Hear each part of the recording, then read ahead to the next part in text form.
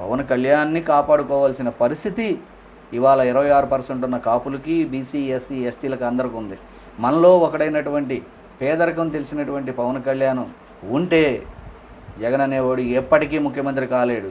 జగన్ అనేవాడు ముఖ్యమంత్రి కావాలంటే పవన్ కళ్యాణ్ లేకుండా చేయాలని కూడా ఆలోచిస్తాడు. ఇలా లేకుండా చేసిన చరిత్రలు ఒక పరిటాల రవి, ఒక వంగవీటి మోహన్ రంగా గారు, గతంలో జరిగిన పెద్దలు అన్ని హత్యల్ని గమనిస్తే వీళ్ళు అందులో దిట్టలని చెప్పి తెలుస్తుంది. పవన్ కళ్యాణ్ గారికి జెడ్ ప్లస్ కేటగిరీ సెక్యూరిటీ కావాలి. ఆయన్ని కంటికి రెప్పలా కాపాడుకోవాల్సిన అవసరం జన సైనికులకు ఉంది.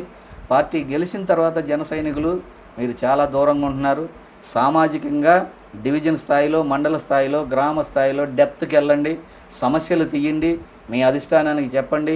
జనసేన బలపడే విధంగా 5 సంవత్సరాల తర్వాత మీరు ఇప్పటి నుంచి కష్టపడితేనే జనసేన అనేది శాశ్వతంగా ఆంధ్రప్రదేశ్లో ఉంటుంది.